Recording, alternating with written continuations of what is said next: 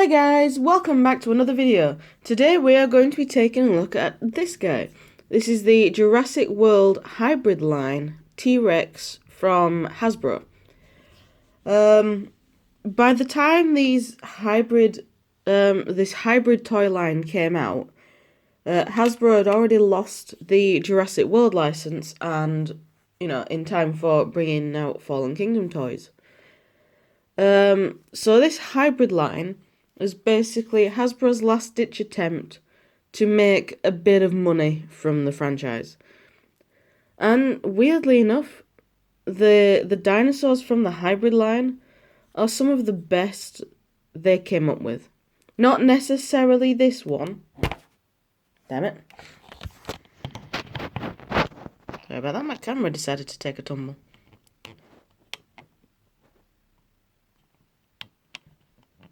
There we go.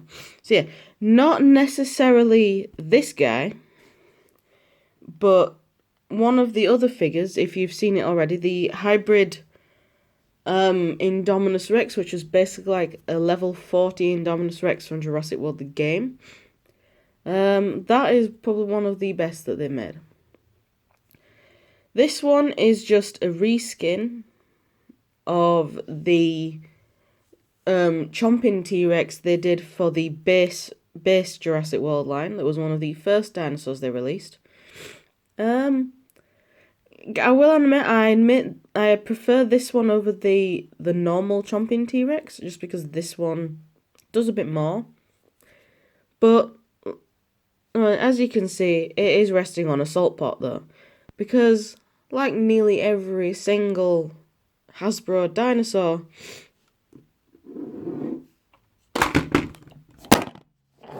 damn it, camera, it can't stand up. I don't know why my camera keeps falling over. I'm using the same tripod that I've used since forever. So yeah, problem number one, this guy can't stand up. So he is not going to survive being put on a shelf. I think the only dinosaur that I remember that can stand up is the Stomp and Strike T-Rex. That's the only one off the top of my head that I know can stand up. Unless it's a freaking four-legged herbivore, then all of those can obviously stand up. But in terms of two-legged ones, it's only that can stand up from my memory. So, taking a closer look at this guy, the detailing is pretty good. I'll admit the detailing on the figures is pretty neat. You got some like veins running down the neck. You got the stretched out hexagon pattern running the length of the body, and this pattern is it's like the pattern that's used in the packaging for the hybrid line. You got massive freaking speaker marks there, which I would have preferred on the other side. You got the little itty-pitty feet, which is why it can't stand up, because the feet are just way too small, and this one has not enough touching the ground. You got the Jurassic World logo on the leg, and then you got a long tail. You got a bit of a gold airbrushing running down the spine. Running down from... It starts at the nose and then goes all the way down to the tip of the tail. You got the little piddly arms that are useless. Even more useless in this toy. And the inside of the mouth is done in like a pinky, fleshy pink colour. I do quite like the inside of the mouth. And the eyes are really well done. I do like the eyes on this figure. They're nice eyes. Yeah, looking at the other side, you can see one of the other reasons why people hated the Hasbro line. Bullet holes. Got one right in the centre of its face. It's got two on the neck, One here that's hidden by the arms if you have them in the right position. One just above the leg. Two at the base of the tail. Is there one hidden? No, I'm not seeing. Nope, that's it. So 1, 2, 3, 4, 5, 6, 7. 7 bullet holes on a toy made in 20 something.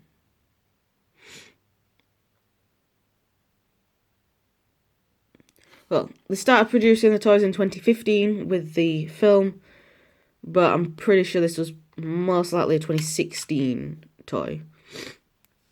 But because it uses the same mould, it's got 2015 written on the bottom of its foot.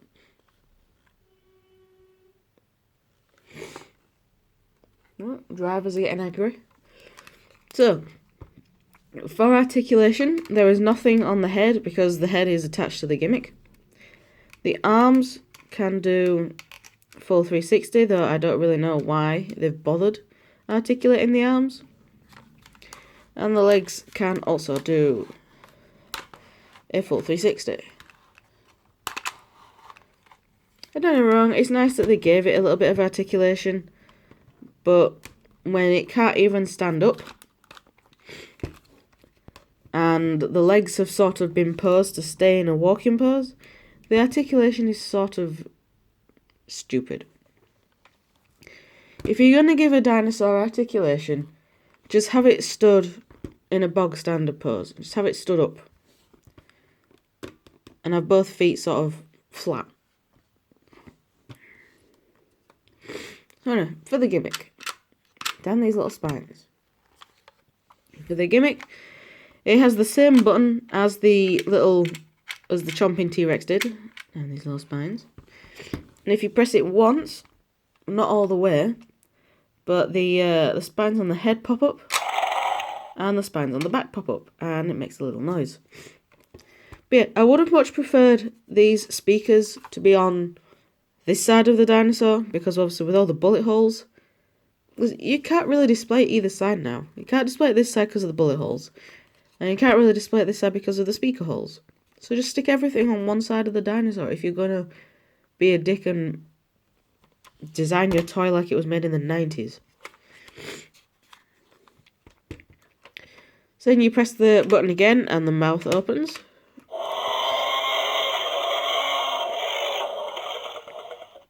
And it has 2 different roars. There's that one. That was the same roar again. It does like a really slowed down version of the classic Rex roar as well.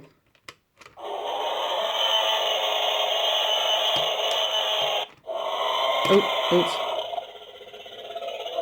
Oh. That was a new roar, actually. I didn't know it made that growly just then, but...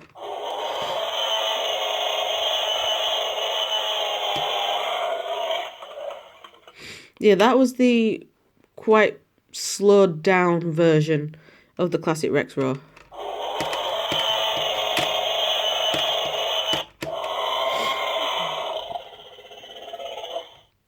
So yeah, that's about that. But can I just say that it looks stupid from the front? It was just like, ooh. Well, right, I need to bring my salt pot. I need my salt pot back. Now if I move him back a little bit. Yeah, shush. I'm moving back a little bit. For size comparisons, I've brought one of the Hasbro dinosaurs out that's, yeah, a lot better. So it's the the Bite and Fight T-Rex. Now what I want to do, so if I just move him out of the way, bring the Bite and Fight in, and then bring him in. So there we go. He's quite a bit smaller, but size is quite nice to be just a younger T-Rex. If the Bite and Fight is Rexy, all grown up, fully mature, then this hybrid one is probably more of a young T-Rex. Shut up. Also, the spines on the head really don't like staying down. They pop up so easily.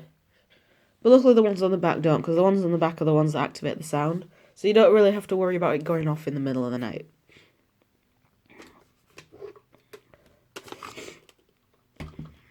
Right, so there we go. And that's about all I can really talk about for this piece of crap. Like I said, the hybrid line is a lot better than the regular Jurassic World line. So I'm not going to hate this as being the worst thing Hasbro has thrown out. I saved that for the Stomp and Strike T-Rex, which I reviewed a while back. I'll put the link for it in the description if you want to see me bash that dinosaur so much. So, anyway, thank you very much for watching, guys, and I shall see you all in the next video, whatever that'll be. Bye!